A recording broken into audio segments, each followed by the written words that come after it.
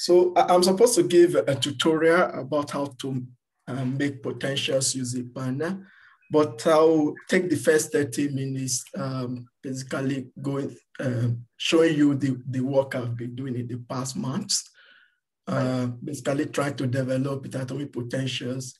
We are still using PANNA based on artificial neural network. So basically, the system we are interested in here in Berkeley, United States, working under Professor Jeffrey Nitton, we would like to study finite temperature effects in CO2 absorption in amine appended metal organic frameworks. So why are these systems interesting? So basically, as we all know, there is call to reduce the gas emission, especially CO2. So either we can either try to reduce it or we try to find a way to capture the one we already emit. So a group in Berkeley, where I'm currently doing my postdoc, is developing new interesting materials to kind of solve this problem of capturing CO2 either from air or from flue gases. So basically, metal organic frameworks are made up of two components. The first one is organic molecules, which are called linkers. In this example, is this a linker called DOPBDC. And some metal nodes that are linked together by these linkers to form these 3D porous materials.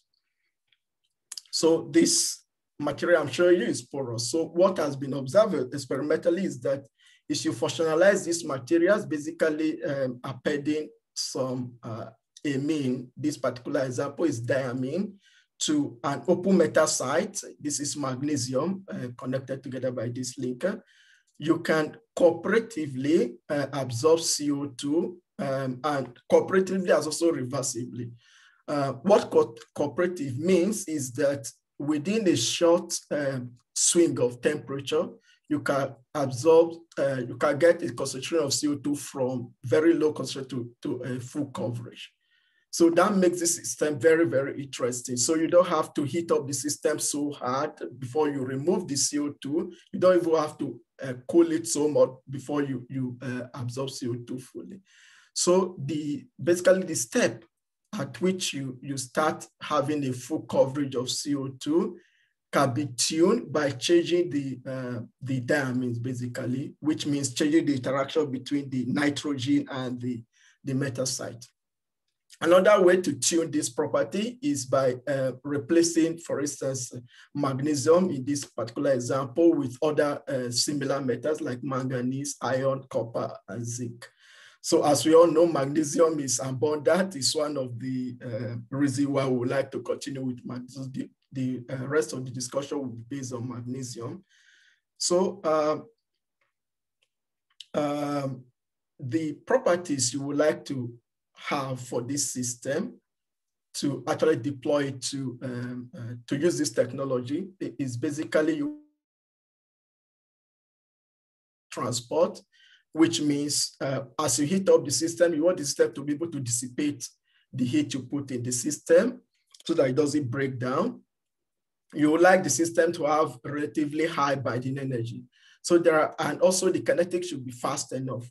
So what has been done using density functional theory, we are able to compute like binding energy, which I denote as delta H in previous work. And this binding energy can be compared directly with what experimentalists we made by, first of all, measuring what they call the isotherm. This is an isobar this way, and fit this data to Clausius and Clapeyron's equation to obtain the delta S, which is the entropy of absorption, and the enthalpy of absorption. So what we can do at zero temperature, if the entropic contribution is zero, then we can always extract the delta H from the energy difference from the ground state DFT calculation. So this has been done in the past, but what you can immediately see is that if you want to study how stable this system is, you will need the information of entropy. So this is what you cannot get within density functional theory. At best, you can do harmonic approximation and compute like harmonic contribution to the entropy.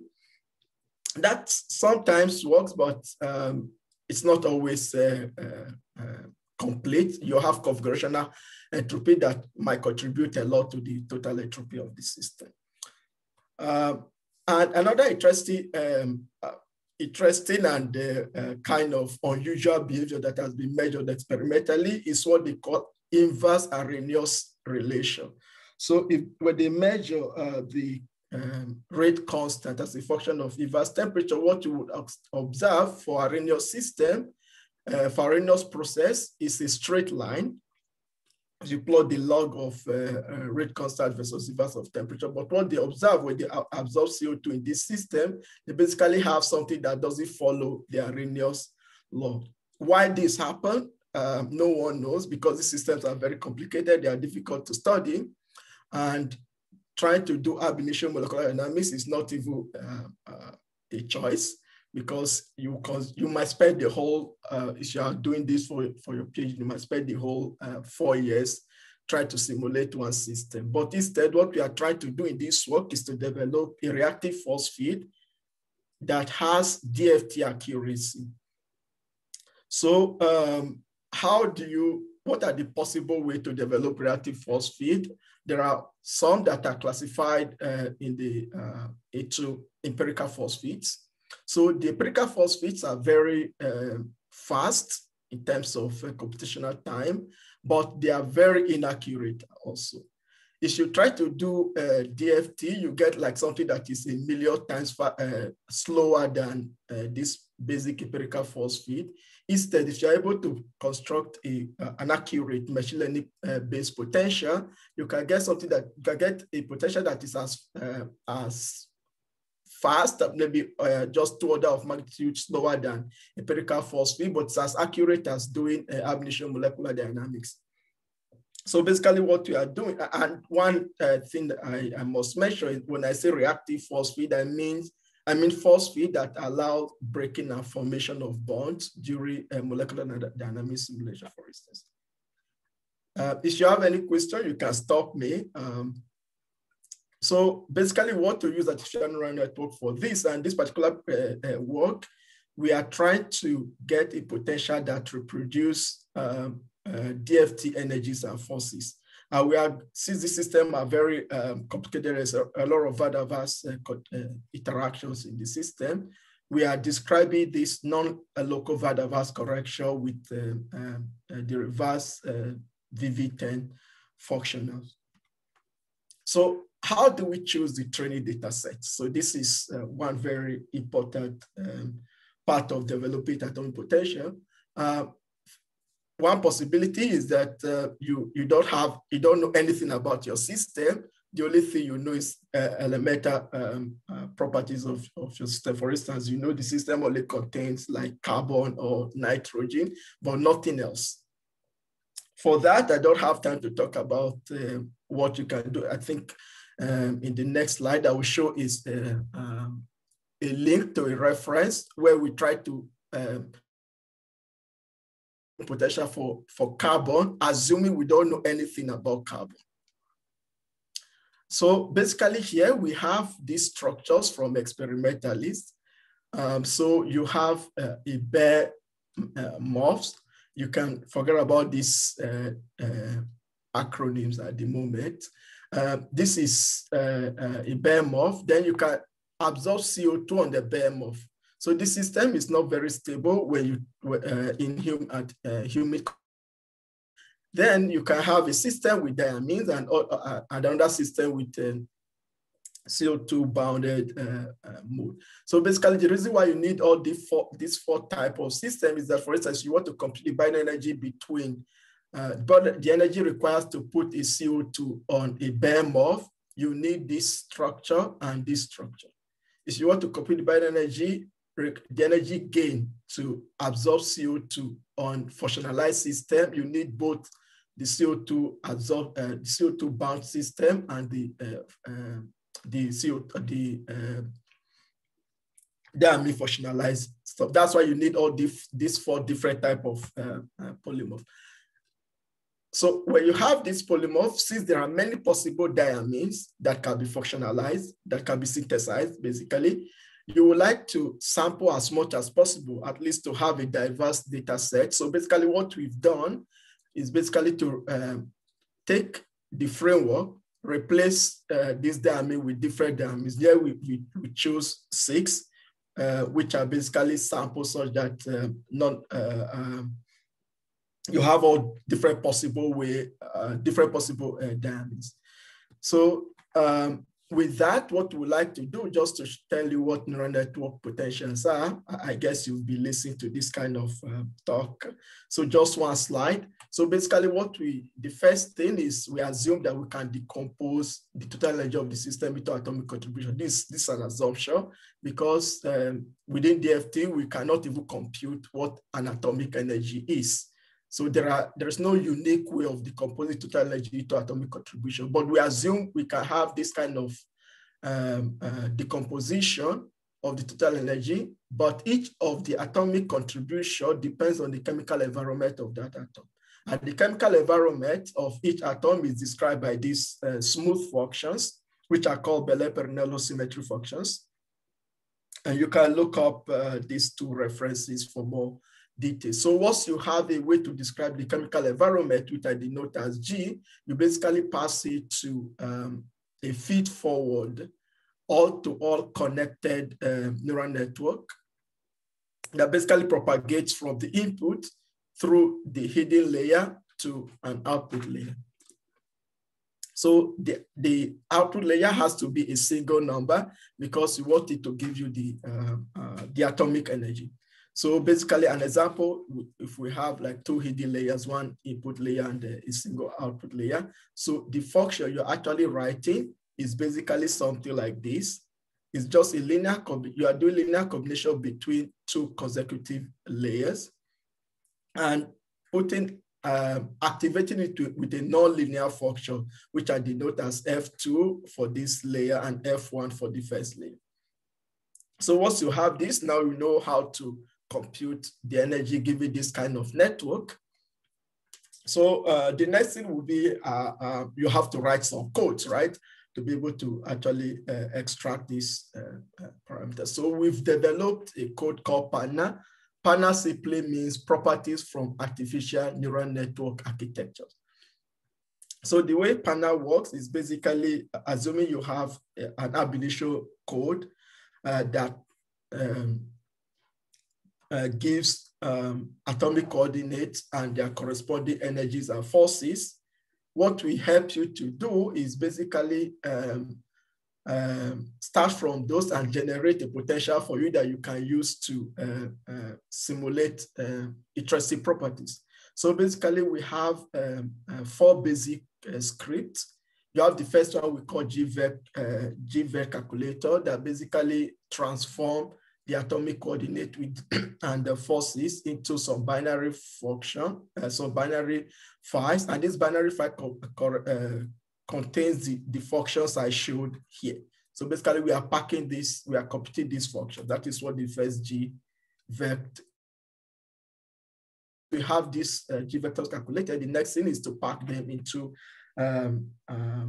TensorFlow readable format, which they call TensorFlow record files. So once you have this packed into the TensorFlow record file, we use TensorFlow to train our model because it's very fast. It's able to handle a lot of data points. So once we have that, once we have this data packed, then the next thing is to train. I will a script called train.py that you just give some hyperparameters that and give the number of hidden layers and your input data. Then this basically train to the point you want. You stop it wherever you want. Then you can try to see how good is your train model by evaluating the model on some unseen data, what you would call out of sample data points. So once you are okay with this procedure, you're okay with your training and the validation is also very good, then you are ready to basically use your potential. And what we have provided is a plugin that extract information from PANNA and allow you to use the parameters in external code like LAMPS, which is largely parallel code. So this is basically just an overview of what PANNA does. So in my particular work here, I'll try to quickly go through this. Yeah, so in my work here, I'm trying, so you know the polymorphs, but it's still difficult to sample the potential surface because we don't even know the shape of the potential in the surface. It's like you are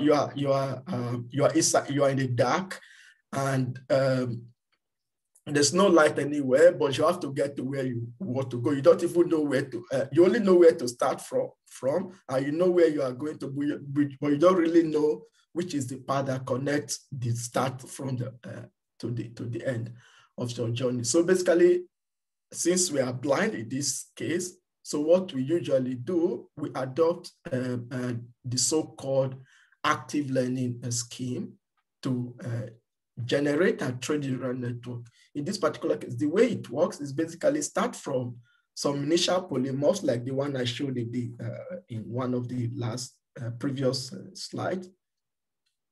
Then perform some initial MD. In this particular case, we are using ReactFF that was developed for some other system, but it's enough to just generate initial configurations. Then we subsample those configurations, perform DFT on those subsample configuration, single point DFT calculation. Then we have data to train because we want to the neural network to reproduce DFT energies and forces. Then we basically train the neural network on DFT data. So once your neural network is properly trained, you use it now. You now have a potential that is accurate than the static potential, which is the reactive force field. Use that potential to generate more structures by performing molecular dynamics or some other type of dynamics you like, depending on what you're interested in. Then among the dynamics, the structures you generated, you check whether there is any of them that has very large uncertainty.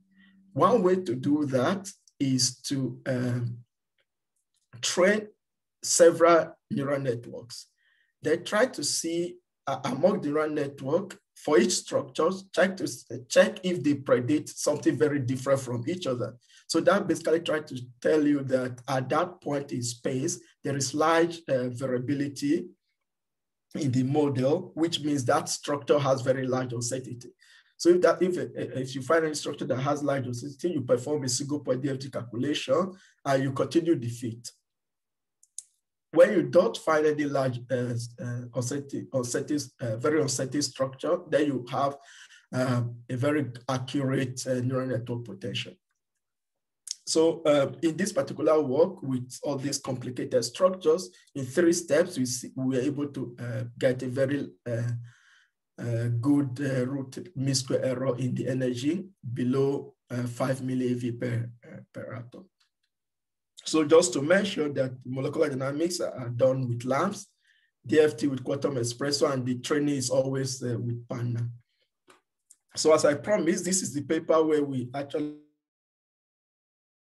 also generate atomic potential for a system you have no knowledge about. The only thing we knew in this particular paper we published in Nature Partner Journal was just the atomic species. So we know it's carbon, you can look it up. So we combine like crystal structure prediction with this kind of active learning approach to construct a very accurate potential for carbon. So once you have your potential, very nice potential, it's able to reproduce the energies and forces, the next thing will be to test your potential on some properties. First, the first thing we try to test here is on lattice parameters of several dimensions. Here I have a vertical black line that basically separates those structures that were included in the training set. All these acronyms represent the diamine appended to the Moore framework. So overall, what you can see is that the worst case scenario is around 2%. And most of the data points are within 1% from the DFT lattice parameter along the AB plane, and also along the C direction. It's even more accurate, although the scale is not the same. So what you can say here is that this potential that is trained on some data set, it's accurate on those data sets, and also accurate on some data sets that were not included in the training data set. Which kind of suggests that the potential we have is transferable. Then the next thing we try to check is on binding energy. So I say we are interested in binding energy. So basically compare the binding energy of predicted with the neural network and the underlying DFT. The DFT here is, I remind you, is the RVV10 functional that incorporate van der Waals correction. So what you can see, there is a good correlation between the DFT binding energy and the neural network. And I remind, this is in kilojoules per mole. These numbers are already, they are not so large, I would say. So this deviation you are seeing might just be within this the error bar. We reported that it's around 3 millieV per atom. So this is in kilojoules per mole. So overall, what we can see here is that the neural network is able to capture DFT energies and forces, and also energy differences, which is great. Then the next thing, which is this is the smallest system we train on here, has 84 atoms. So with 84 atoms, it's already very difficult to compute phonon dispersion within DFT. So the first thing we try to do with respect to phonon dispersion is basically to check that at gamma point, which at least we are able to afford for this particular system with 84 atoms, what we can see is that the neural network kind of predicts very accurately the gamma point frequencies. And we can use the model to compute the full band structure of this system. So what we see here is basically the model is stable, mechanically stable at least, showing that there is no imaginary frequency in the whole Brillouin zone. So one very usefulness of being able to compute phonon dispersion is that most of the thermal properties, for instance, thermal expansion or thermal conductivity, depends on the phonons of the system. So if you have a model that's able to quickly compute phonon dispersion, then you're able to extract this kind of thermal properties from of this system. So vibrational properties are also very good. Then there's one very interesting property of this system, which is what they call either small anisotropic thermal expansion in magnesium, in M2M standing for either magnesium or zinc on this slide. So what has been observed for reduced MOF, this is a reduced MOF with 16 angstrom. The one we are working with is 24 angstrom. It's even larger than this. What experimentally is that the lattice parameter along the AB plane, which is a lattice vector, decreases with temperature. Why along the C direction increases temperature, but overall, the volume of the system kind of remains constant as a function of temperature. Actually zero, exactly. There's no expansion of the volume. Does anyone has a question? Yes, doctor. Okay, please. Yeah, I would like to know this. You are mentioning minus 16 angstrom unit. Is it the ring? Is it benzene ring or the structure? It's the diameter. So these particles are porous. So the measure of the porosity depends on the diameter of the pore. So this is the pore.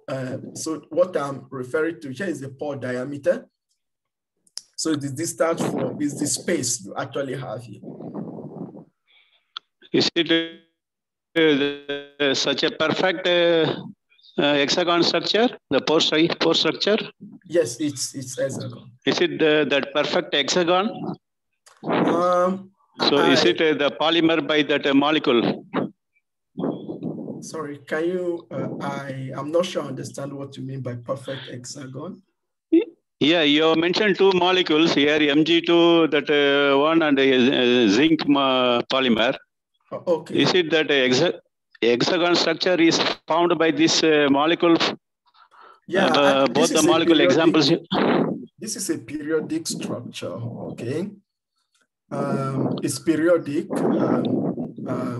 so it's infinite. But yeah, my doubt. Yeah. Core is exactly hexagonal.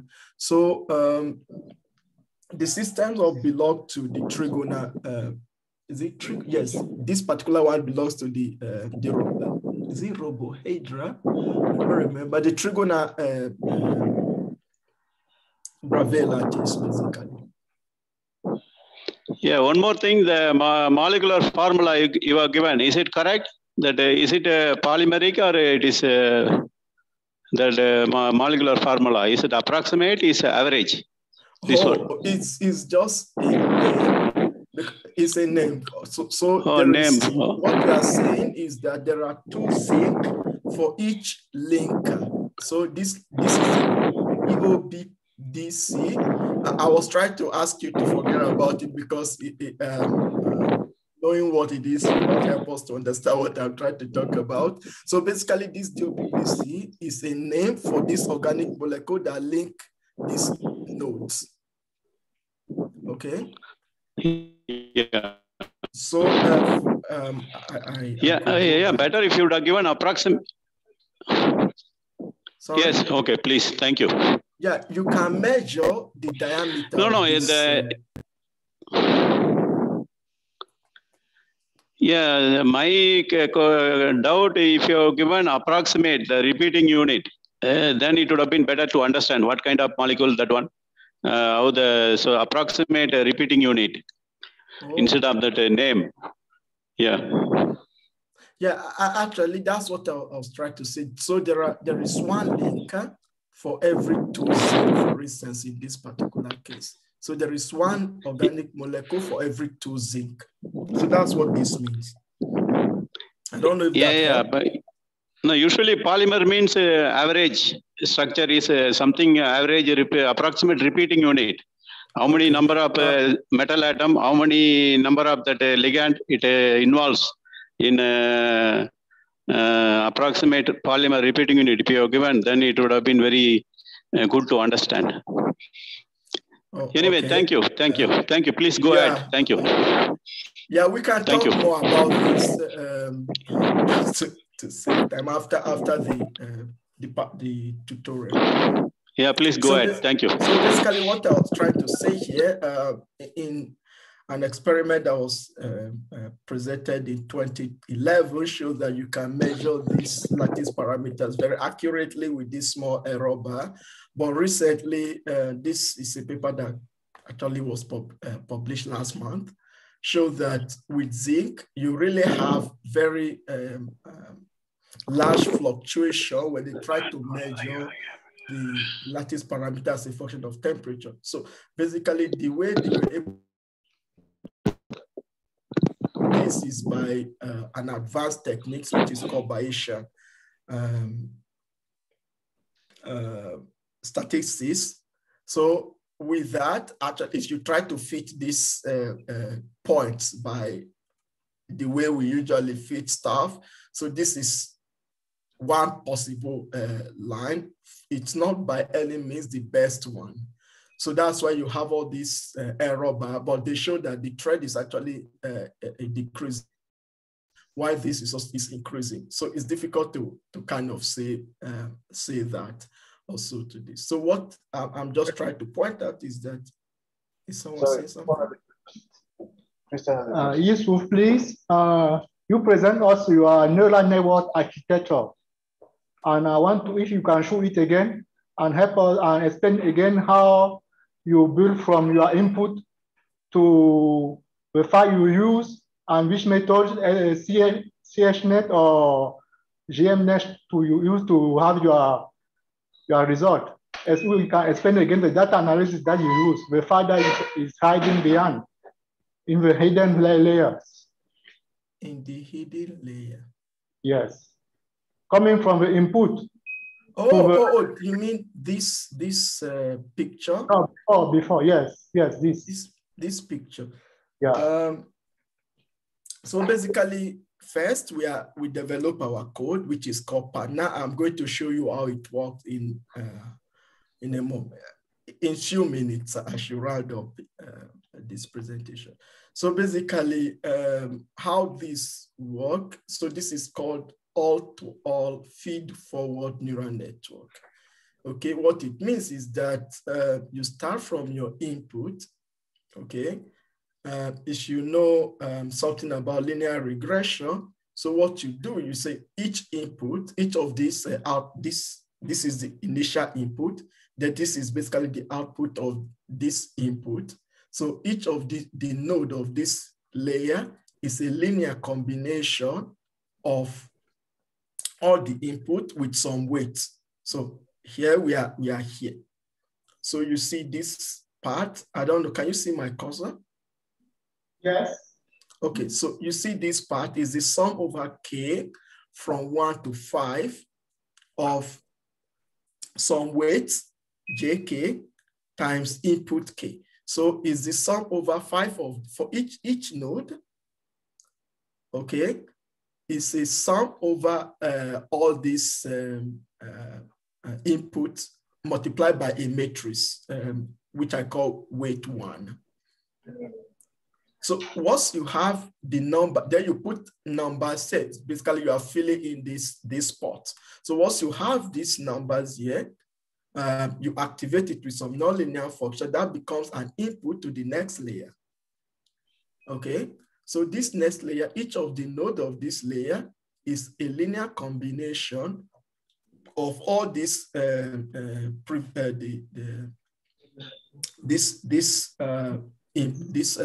previous layer.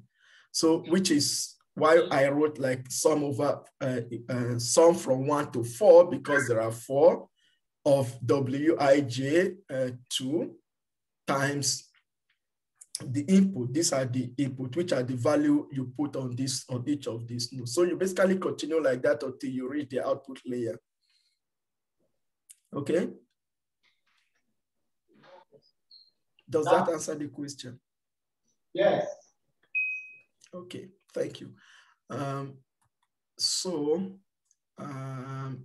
Quickly, so here I'm trying to see, can we observe these similar trends in our expanded morph with 24 angstrom pore diameter? So basically, the first attempt I made was basically to perform constant number of particles, constant pressure, constant temperature, molecular dynamics that basically allows you basically fix a pressure and temperature. You basically simulate for a very long time and compute an average variation in the lattice parameter. So with that, what we found was that along different morphs are very similar along the C direction. So we have this nice increasing lattice parameter, but I must say that the increase you actually measure here is very small. This is a very small number we are trying to measure. Also in the experiment, you see this number. So the change from here to here is about 0.0, it's less than 0.0, it's less than 0.1 angstrom. So it's very difficult to capture this change. But what we found is that actually we get the C direction, while along the A direction, basically the large fluctuation kind of mark the expected trend.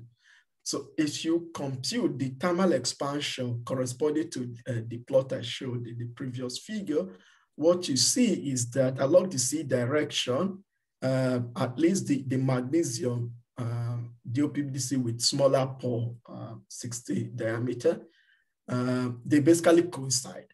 while along the A direction, where that is described by the linker that is longer than this, is a bit different.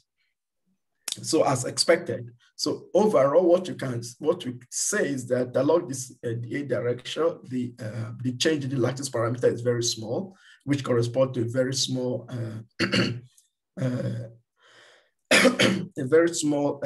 thermal expansion. Then you can try to use the same idea to simulate the thermal expansion in diamine-appended MOS and CO2 bound system. And what we found was that instead of here, we expect to see decrease along the A direction and increase along the C direction. Instead, here we are seeing the opposite. So we observe an increase along the A direction and decrease along the C direction. Still, there are this still large fluctuation. So I was just digging, and I found there's a paper published in Nature, an experimental paper, tried to show that a similar system, MMEN is the same as M2M, is the acronym.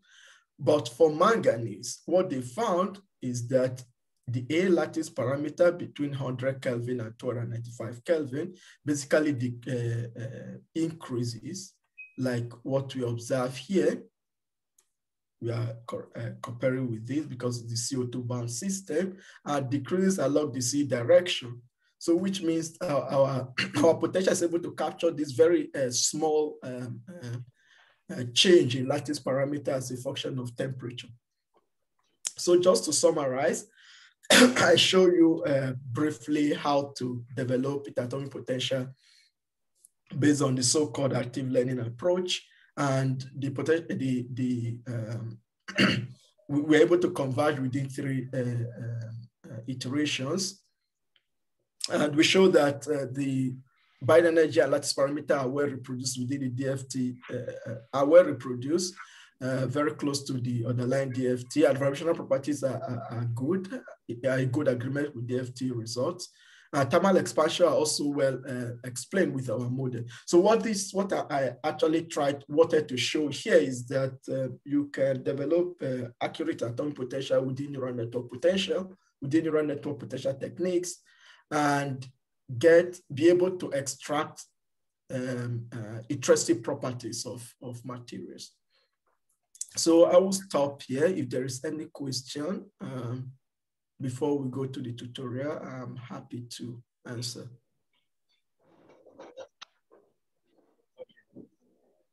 Any questions? Yeah, just Sonny. Hello, Yusuf. Yes.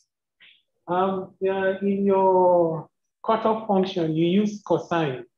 Yeah, if you use hyperbolical tangent, will there be any change in the results that you have? Yeah. Okay. So what is the what is the use of the cosine? Is basically to have a smooth function that smoothly goes to 0 at the cutoff. Okay. So there are I think there are some argument about, so the tangent hyperbolic. Oh, wait a moment. So which part are you talking about before? Let me not answer wrongly. So what are you talking about? The cutoff function, F of C. Sorry? The cutoff function, F subscript C. The last function. Oh, this particular one, FC. Yeah. Yes. Okay. So yeah, I wanted to be sure that we are on the same page, because there is this function that appears there. There's another function that appears on the while building the neural network to kind of activate functions. So here you can use a tangent hyperbolic that is not exactly tangent hyperbolic plus something to the power cube or something like that. I don't remember exactly the function, but so far I've used this for a number of systems, and many people have used this cutoff function for a number of systems. It is working very well. One concern that people do have is that is usually what will happen at the third derivative. Okay. So within second derivative, first derivative, second derivative, everything is fine. I haven't tried to test, usually we don't train on higher derivative of the energy with respect to positions. So I really don't, I'm not sure it really is critical. It shouldn't be. If it is, then our description of chemical environment will not be complete, kind of. Does that make sense? Yeah.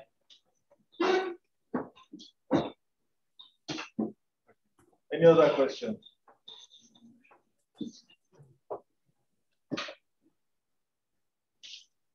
Okay. So Yusuf is going to train us how to use PANNA. Yusuf, do you want us to log into the machine? I think it works now. Yeah. Sorry? Yeah, I think it works now. I mean, you do module load and Oconda 3/3.6.5.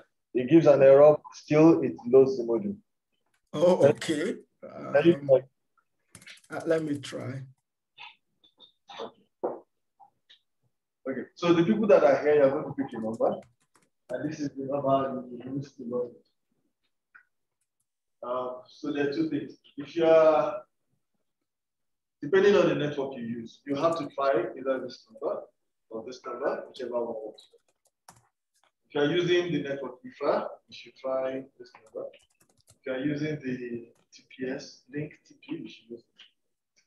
So Judges is number 1, Musa is number 2, Paul is number 3. So you log in with PANNA 001, so PANNA 002, 003. John Baptiste 4, Wala 5, Mohammed 6, Abdullah 7. No, Abdullah 7. Console 8, Sustain 9, Ida 10. So Ida will be 010. Bernice 11, Rosemary 12, Emmanuel 13, Christian 14, Dr. Chika 15, Damilare 16, Rose 17, Sunday 18. Okay. The people online, we have to give a number to each person. So yeah, so you can log in.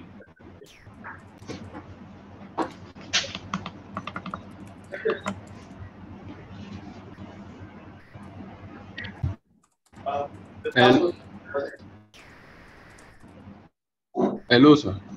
Yes, sir. And then when you log in, you can see what you got. This start with that.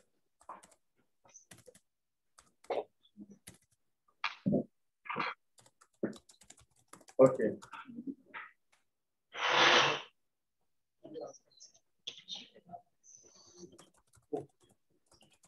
If you use the desktop, then you don't have a problem. Yusuf, is it working? Yeah, I'm trying to compile something to see. So in any case, Yusuf, you can tell us what you... number to... What? To who? Yeah. So in any case, Yusuf, you can show us what to do. And then we can, since it's recorded, then we can look at the recording later on. Because at 4:30 you have to stop.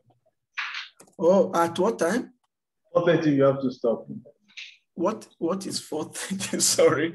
At 4:30. What time is it now? The time now is 3:30. Okay, I have 1 hour more or less. Max. Yeah. Max, okay. Okay. Professor Stefano Cutarolo is here, but he'll be talking at 4:30. Yes, I'm here listening. Please go ahead for another 58 minutes. Everything is ready. Okay. Thank you very much, Stefano. Yeah. All good, thank you. And I like this. You know that I like this tutorials. Okay, thank you very much, Stefano. Yes. No, you log into that machine. Then on that machine,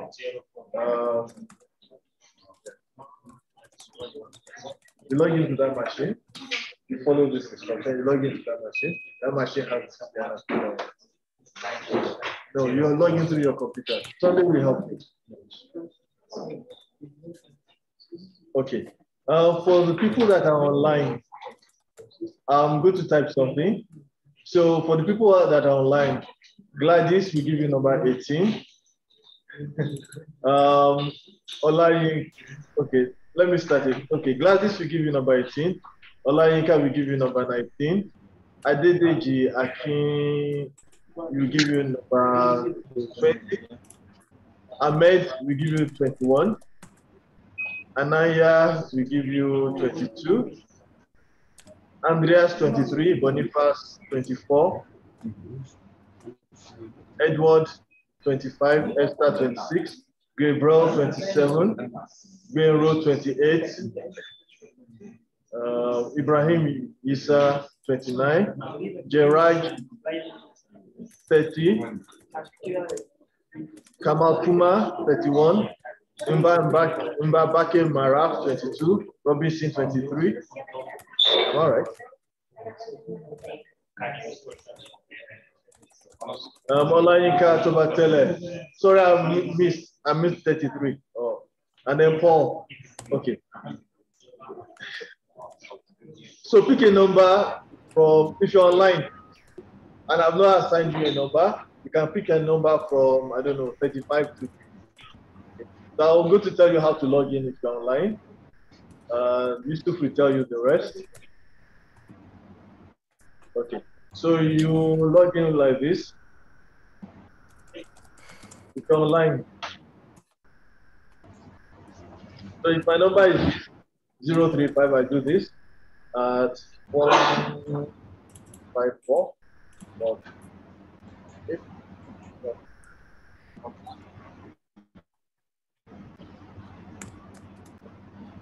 So if my number is 35, I'll log in this way.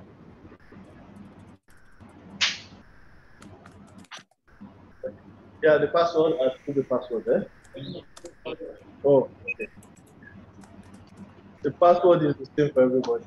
So try to make sure you are not bumping into someone else. Okay. So I think I give everybody a number. Okay.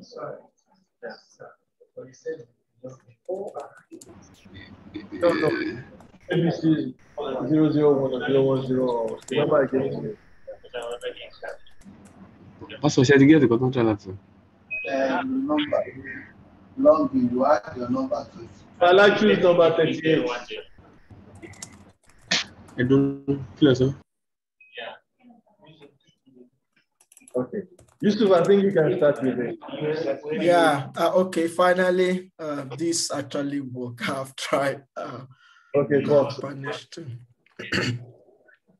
Yeah, so I'll be sharing another slide. The number that log in. So you will take a number. So Rehab, if you're number 36, you log in SSH PANNA 036. Actually, Rehab, you don't need a number because you already have an account on the machine. Okay. Right there, you can choose a number. You can choose 38, 39. Okay. Ibrahim Yisa, I think you have a number on the machine. Seraphine, you can choose 40. If you already have an account on +1, then you don't need a number. Okay, you can just log in as you do on +1. Andreas, I'll give you 41.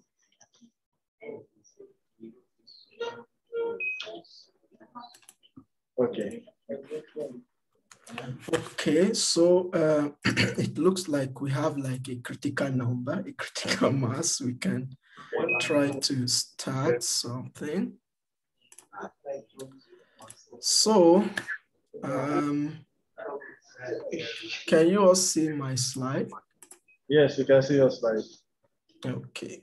Yeah, I'm trying to think about how best to do this because at some point I have to go in between. No, just go and then show. Yeah, okay, I understand what you mean. Yeah. Yeah, so basically what we are going to do today is basically how to construct the atomic potential using PANNA.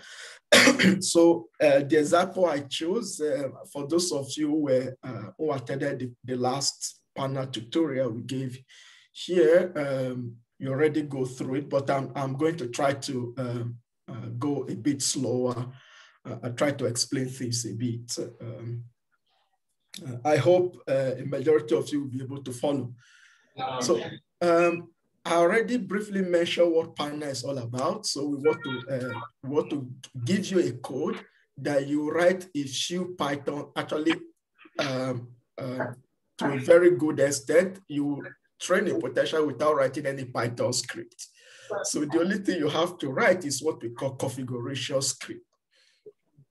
So I already mentioned what the code, the Python script we've written for you. There is one I forgot to mention, which is something that is based on quantum espresso. So if you use a different code, you might have to maybe write to me. I will give you another one. So it's a code that actually converts quantum espresso XML file to what we call the PANNA JSON format. So if you want to install PANNA on your computer, I don't know, is there anyone that wants to install PANNA on his computer? Let's assume no one. Then if you want to, I can put my email on the chat. You can write me. I can help you somehow with that. So basically, if you want to install PANNA, what you need to do is to create a Python, what we call a Python environment with a Python version that should be between Python, actually any Python less than Python 3.8, because the code is based on TensorFlow 1, and Python 3.8 and above do not support TensorFlow 1. So that's why we need the Python 3 that are below Python 3.8. So once you have that, the first thing we do is to create a Python environment. To activate the Python environment, you just have to type source path to PANNA environment, the path to this guy, the bin/activate. That will take you to an environment that's isolated from the rest of your machine. So you have to, whatever module you need, you have to install that module inside that Python environment. And that Python, anything you put on that Python environment does not communicate with the outside world. And this is very useful if you are working on supercomputer, for instance. Of course, you are using your PC. You can decide to make your PANNA a system-wide code. That's not a problem. Sometimes you might interfere with other installations, or other installations might kind of interfere with your installation. That's why you need this Python environment. So it's not like you must do it. So once you have your Python environment installed, you have sourced it to that. Most of the times, the pip version you have in the default one.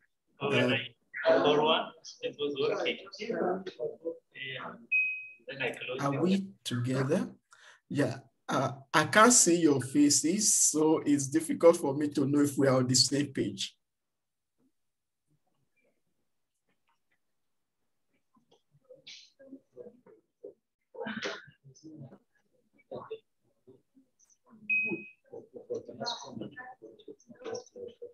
Okay, I assume there is no question. So basically, you pip install.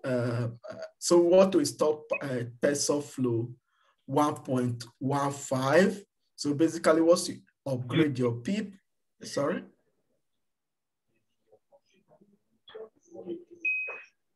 So once you upgrade your pip, you can install TensorFlow 1.5. To install PANNA, you just pip install -e dot that in the, you have to go to the PANNA environment that you install. You basically type this command, and that's all you need. Sorry, okay. Are you moving your slide because you are still on the first page? Oh no, that's not so good. Let me reshare.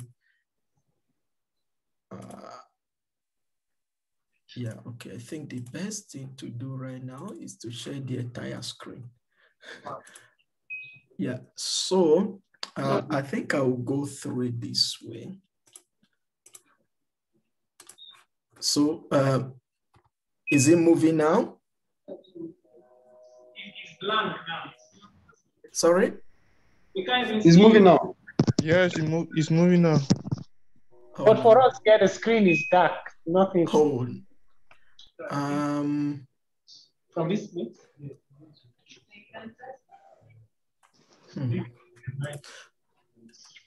Are you sure? I think they are having a network problem from their end.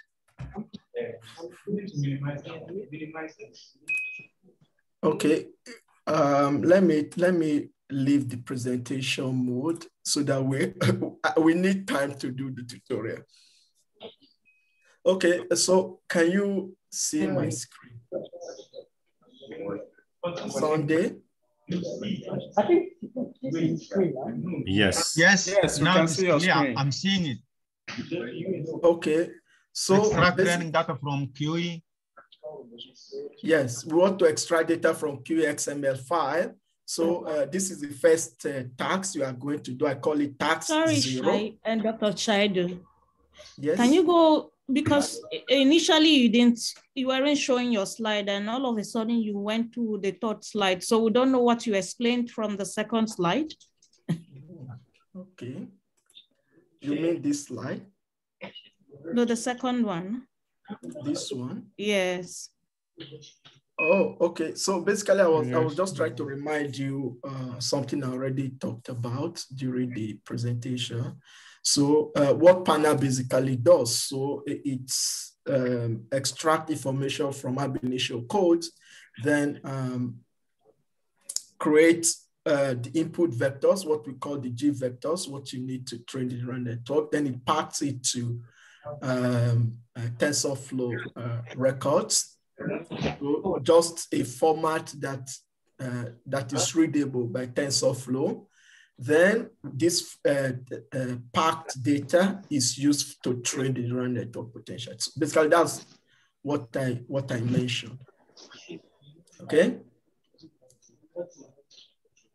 Does that make sense? Yeah, it does. Great. So, so the next thing is, I was talking about installation of PANNA, but we don't need it right now.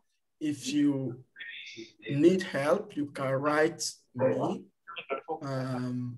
wherever you want, but keep in mind that right now, my time is 6:47 a.m. So basically, the first exercise we are going to do today is basically extract data. Sorry, Yusuf, there is a technical problem here. Okay. There was one of the comments that you indicated was module load Anaconda 3/3.6.5. Is that the correct command? Because it doesn't seem to work. Yeah, it's correct. Yeah, so it's what? So there is an error that says it doesn't find some files, right? So is that? Yeah.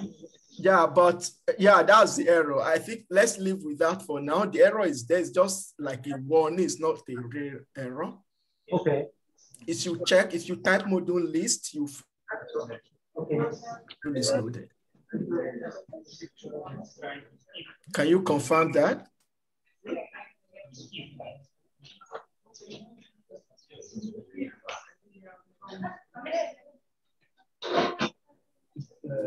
Yeah, so if you type module list, you find that the Anaconda loaded on your, or at least on your path. Yeah, so basically what we are going to do now is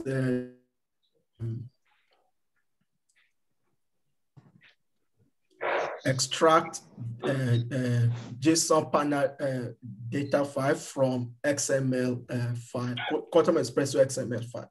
So the way how we start, I'm assuming you are in your home directory. Is everyone in his home directory?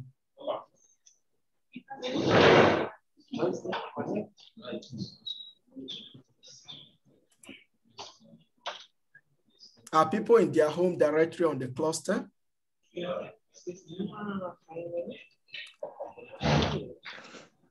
Please, how to access the cluster? Oh, I thought,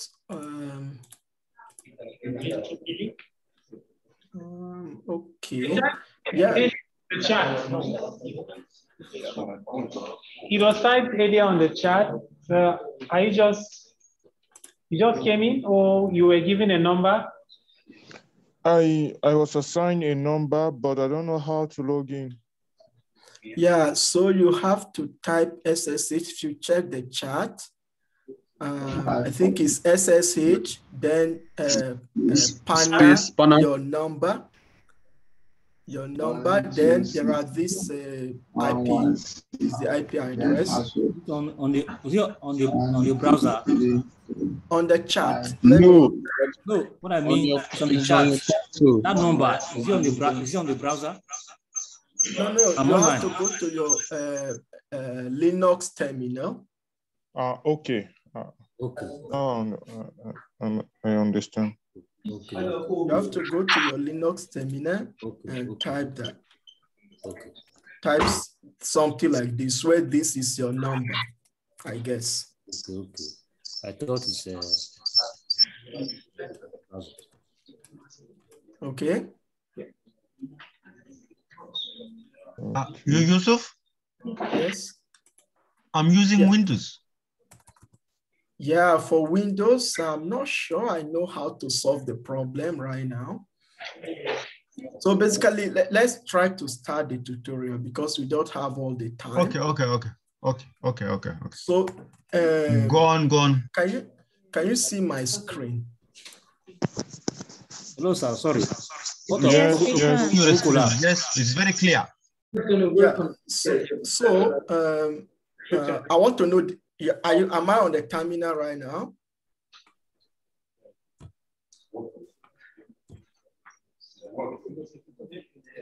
No, you are in the fourth page. Your slide is the fourth one. Okay.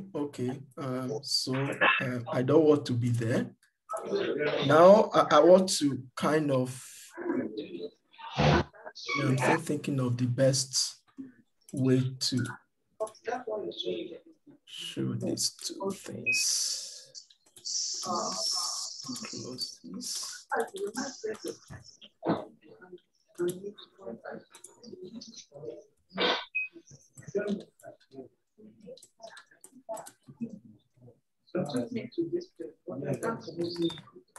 So the first thing I want us to do, okay, is to make a folder called tutorial, okay? So I'm going to move mine.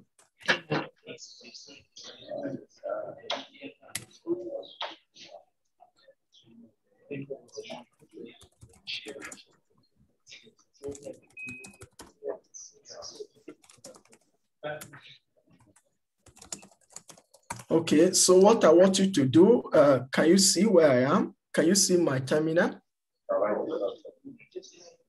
Hello, everyone. Yes. Okay. Yes, yeah, I need an answer from at least one person. So you can stay on your home or your home can be okay. The enter takes you to your home. So I'm on a different folder. So basically what I want you to do, once you are in whatever directory you are, I want you to type. Excuse me, sir. Yes. Is there any way that the fonts can be a bit large? Yes, sure. Yes. Is it better? Yeah, thank you. It's better. Okay, so I want to make a folder called, okay? Okay? Okay. Yeah, so I make a folder called tutorial. If I do ls, I see I have a folder called tutorial, okay?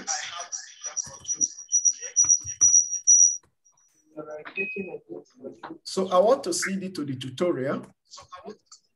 I want to go into the tutorial because I want to do my tutorial there. Okay. So I CD to the tutorial. I think if you have questions, you can ask on the chat.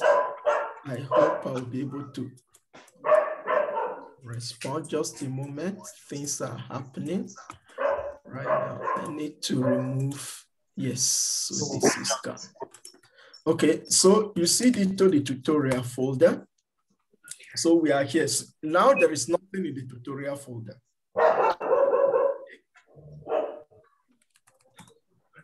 Are we following? Yes, we are. Okay, so what I want us to do is, we're on the tutorial folder. I want us to copy a folder from somewhere. So I'll put the path, how to copy the folder. So it is in, if you are seeing my screen, maybe you can do exactly what I'm doing right now. Otherwise, I'll paste it on the. So I want to copy this folder called tutorial data into my file. I do a copy, which is CR minus R, then the name of the folder, the dot, because I want to paste it here. Okay. So this basically copy this folder from this path. So what I'm saying, I want you to do something like this. Where is the chat?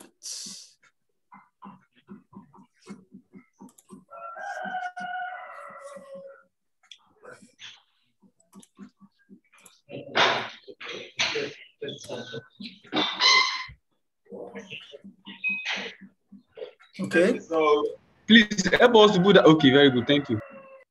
So once that is done, we can now start the tutorial. Okay.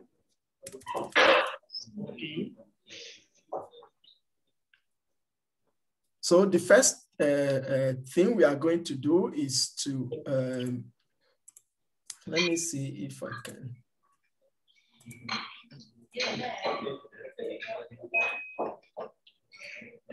Does someone know how to remove this thing? What's that? No, not you.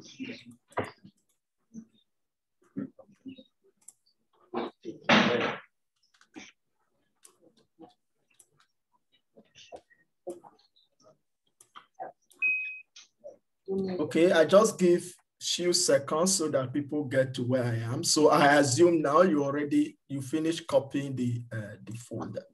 So the first thing is to extract the data. So the script we are going to use, we don't want anyone to run anything on the login node, because if we all run on the login node, the computer will be very slow. We will not be able to do anything. So for anything we are going to do, we are going to submit a job to the queue. So I already prepared how you're going to submit the job. So now I'm just going to tell you where to get the script from.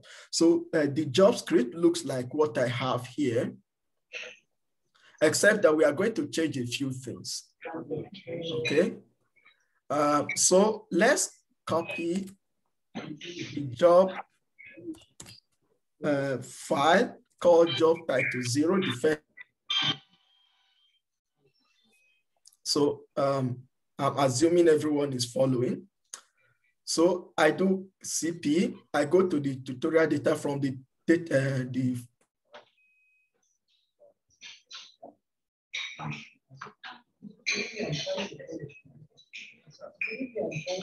I hope someone is not running anything, or it's my internet that is not stable. What do we do after changing directory? Where are you? At what stage are you? Have you done this step? Have you done this step? That is where I am exactly. Have you copied the file? Did you make a I am in the main directory now. Okay, so basically copy this folder and put it in your path wherever you want to run the tutorial. So basically now we have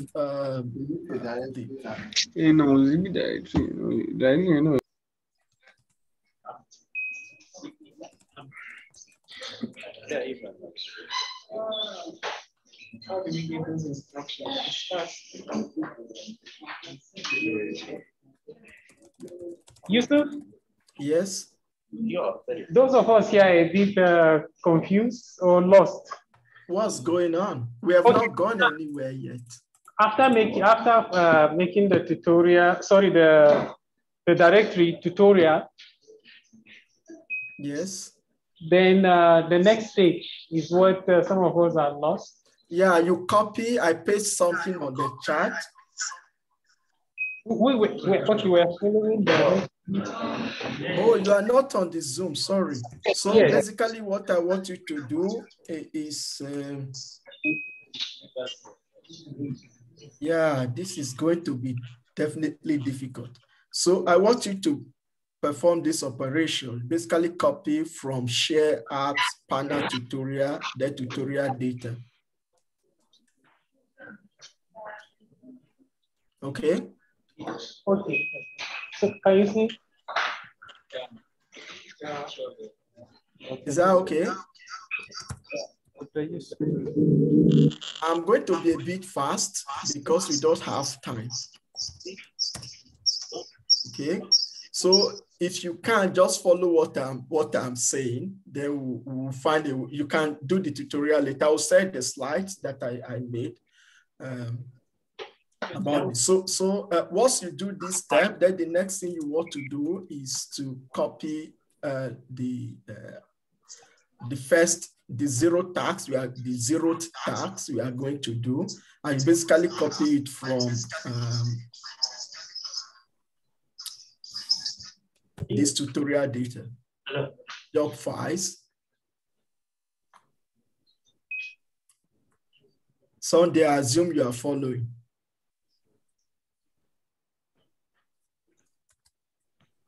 Okay, so once you do that, so what I want us to do now is to modify this file. Open this file. Initially, we were loading Python 3. This doesn't work because it's not kind of compatible with our code. So what I want you to load is to do module load this Anaconda. So it's Anaconda 3/3.6.5.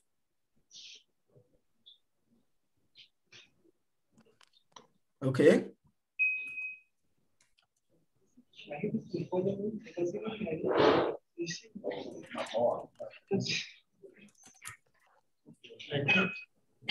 Sunday.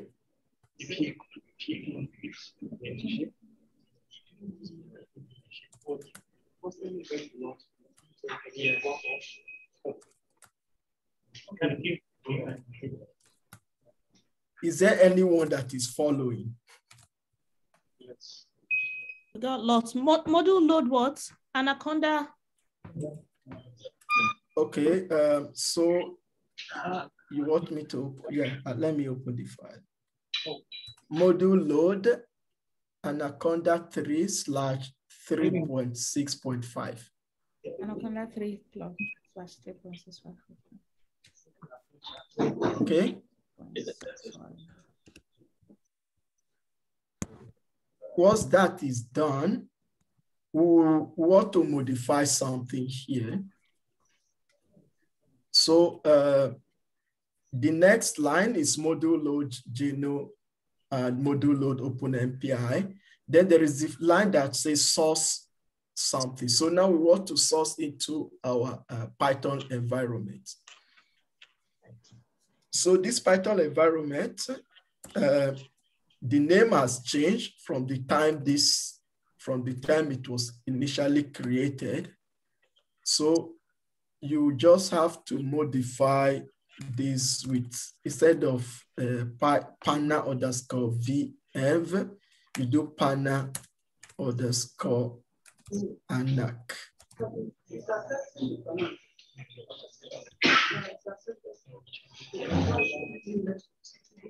Okay. Okay. Yeah, so now this file is ready to go. That's the only modification you need here.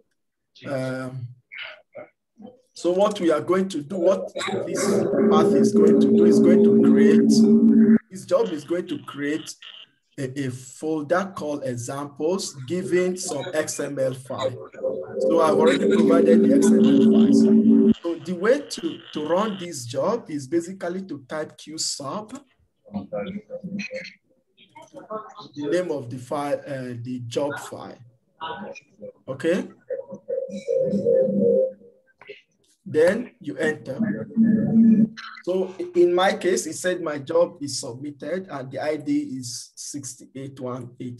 So your ID will be different, but the submission will look like something like this.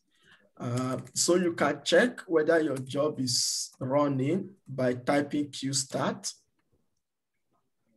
So it looks like mine is done. I don't know if it is done properly or it is done with error. So as you can see in my folder, I have, in my working directory, I have a folder called examples. So these examples contain some PANNA JSON files. Okay. Is anyone following? Has anyone be able to generate the examples?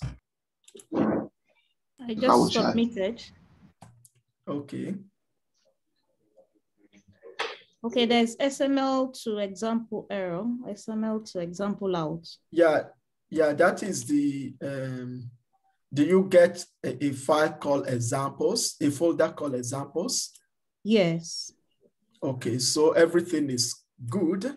So this is just the report of the cluster on what happened when you submitted the job. So that's the error. So there is this error that is there, which is just a warning that you get if you just load stuff. But here, there is an error that we might try to fix, but it's not very important right now. So now we have data file, we have configuration we would like to train a potential on. So this is what I talked about during my presentation. So there is the need to generate data, data for the neural net, to train the neural network. Now we have the data. So the next step is to create input vectors. Okay.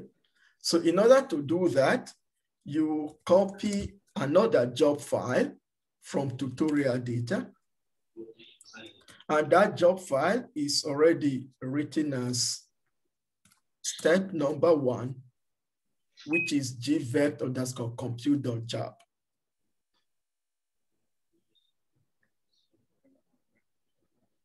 Okay.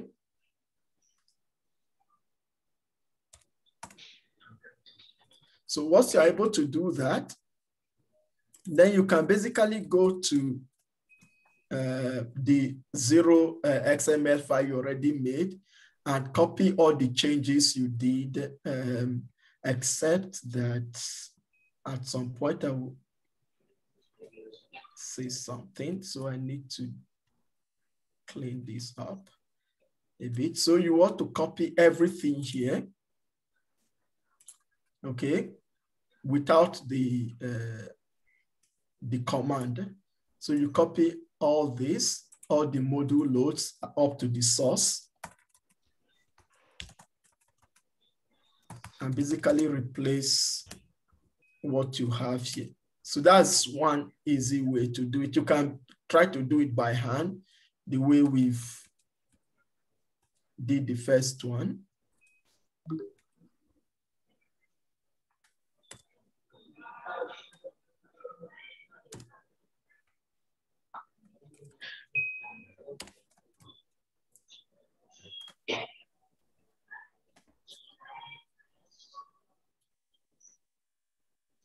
Has anyone arrived here? Is it not the same thing you have? Sorry?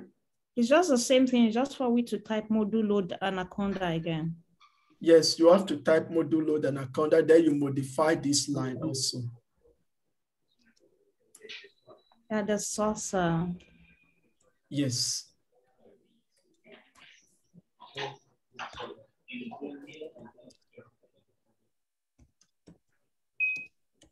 Yeah, it's just replacing like the VNV with VNV underscore ANAC, just to say you're using anaconda.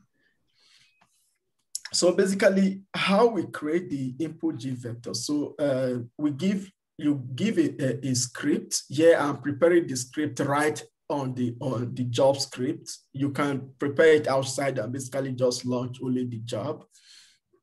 So this is bash command that you, at the moment, don't worry so much about what each of these command does. So basically, what PANNA wants is what it called the IO information. That is the input-output information.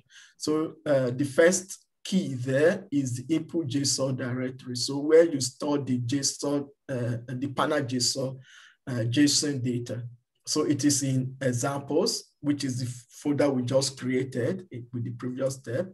They want to store the input vectors we want to create. We are going to create on something called .gvectors.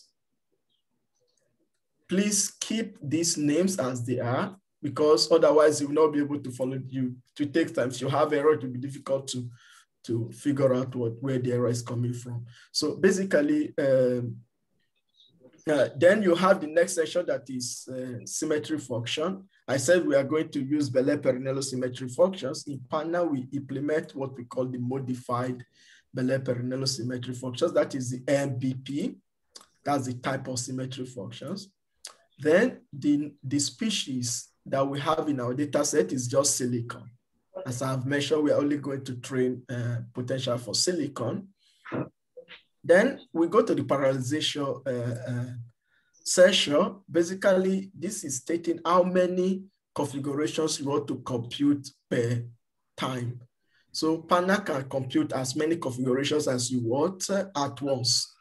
So every time it will take, in this particular case, it will take 4 configurations, compute the input vectors in parallel, and until it finished all the configurations we have in the JSON file. I did explain anything about this example file because I see we are running out of time. I will share the slides a bit. Then you go to the G vector parameters. This is where you choose the way you want to describe the chemical environment of each atom. So there is a nice explanation of what each parameter represents. So just the main things are the units of these parameters, the cutoff you want to use, which we, in this case, is RC for the radial part is 4.6. And there is, for the angular part of the descriptors, RC is 3.1. Okay, so you can read in details what this parameter stands for. It's well explained here. So once you have this input, so once you have this G vector input.init created, that is what this part is doing. What you want to do is basically to launch this command. So it's basically PANNA underscore G vector underscore calculator. Then -C, we always have this -C. Then the name of the configuration file. So this is, you only have to write the configuration file, nothing more. Okay?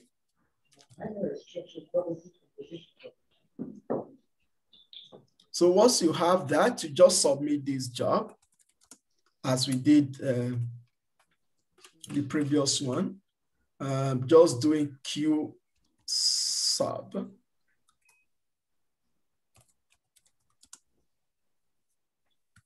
One. So mine is submitted. Hopefully, if nothing goes wrong, it should be able to compute the G vectors. It's very fast, okay? So if you are looking at my screen right now, you see I have G vectors folder on my screen.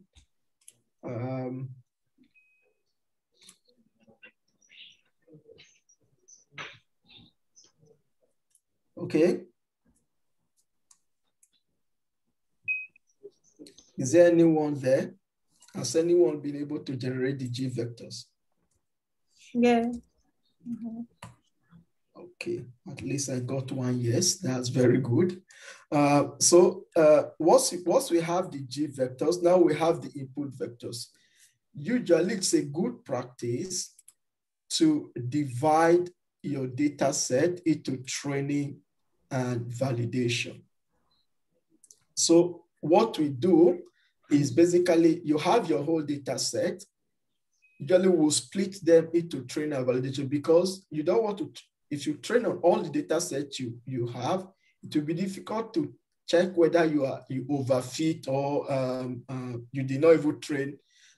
Okay, you can get a very good error on your training set, but maybe out of sample evaluation might not be very good. So that will not give you a good way to assess the performance of your model. So what we usually do, we take the data set, we split it into training and validation, so usually 80% versus 20% for the validation or test set if you want.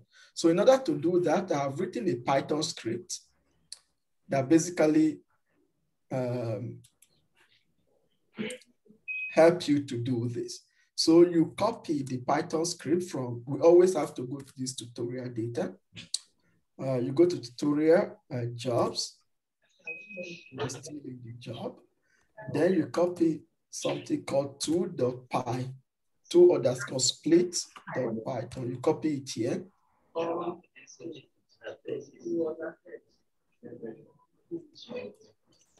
Okay. So if you like, you can take a look at what the Python script is doing, but that is not very important right now. Then the next thing I want us to do is to actually split the data. To split the data, you have to write this command here on the screen. Just type Python _2. For those of you that are not on the, that cannot see anything on the chat, how can I type something for you? Is there any way? How can I give you a command? Okay, you can read it from here. So it's basically Python space 2_split.py space G vectors space G vectors _train space G vectors _eval. So let me see for those of you. Where is it? For those of you who can see the chat.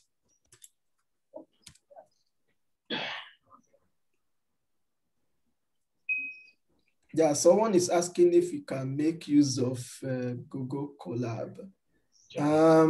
For this particular example, no. Because this is, I'm trying to give something that is more closer to what you would do in real life.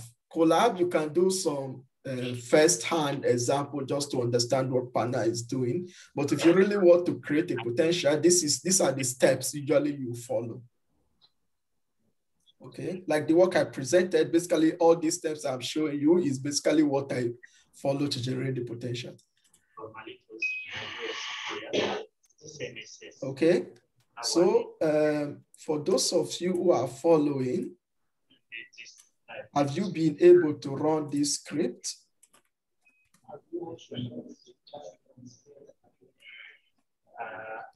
Okay, there is an issue, right? Oh yeah, because I did it. Yeah, I see what happened. So has anyone been able to get this running?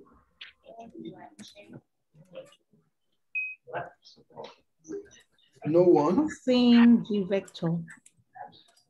It's not what?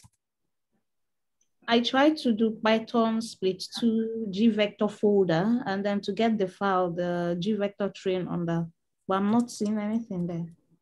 Yeah, if you ls your folder, what do you see? Do you see G vectors?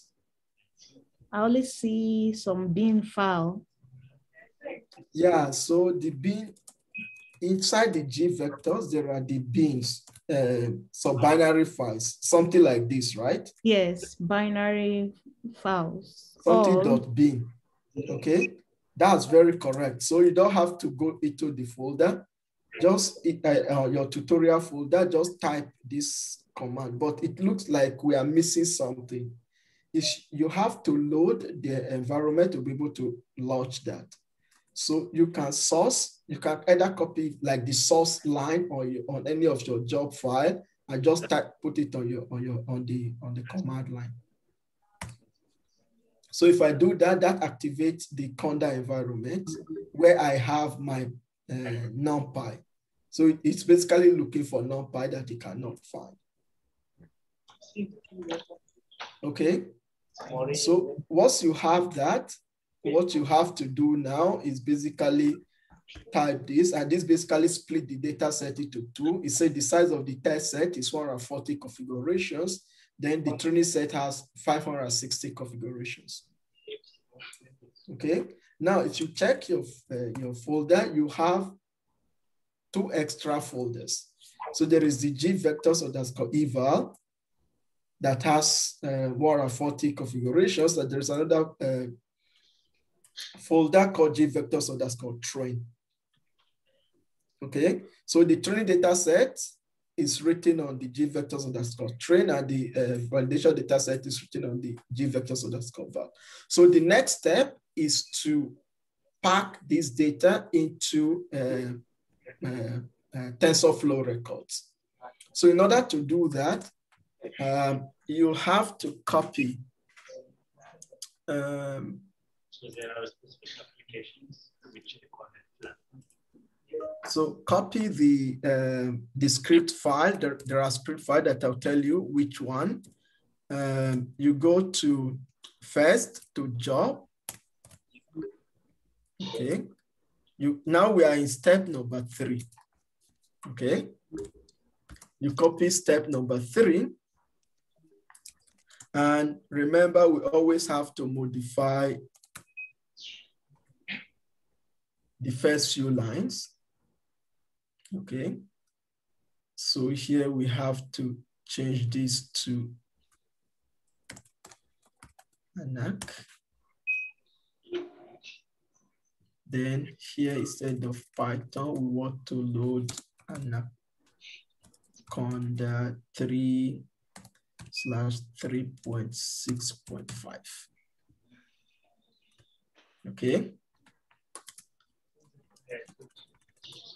That is the first thing. Then the second thing, we would like to copy some ini file, which you find in the folder ini. So the files I want you to copy are the TFR. You just type TFR, anything. You copy TFR underscore eval at TFR.train. Okay.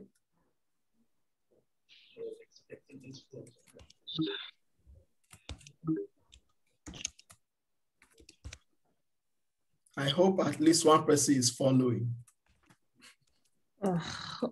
Kind of lost. They are lost? No, I'm a bit fast. I'm just opening the 3 job file, the 3rd job file. So I'm trying to modify. Yeah, you are following. So once you modify that, you basically have to go to the tutorial ini files, then copy these files called tfr-eval.ini. So I'll just show you what these files are doing. So just one of them. So we want to pack the data, the binary files we created into TensorFlow records, basically to test into some format that is readable by TensorFlow, basically. So what you need, the input you need, so there is still now the IO information that's everywhere. So you want to specify the path which is input that the path to the G vector train. For in the case of the training set, then output directly where you want to write the TensorFlow records. Then we want to put 100 configurations in on every given file. Then the prefix is just something that you specify, which will be the first part of each of the file. So we say train, just to signify that we are constructing train data set. And then there is the other section that is the content information, which is has number of species. So the number of species we have, since we have only silicon in the system, so there is one species. That's why n species equals 1. Okay. Once that is done, now we are ready to submit the next job. We stick Q sub 3. Okay. If everything, this should be very fast. If everything is okay, you should get some files, some folders, sorry.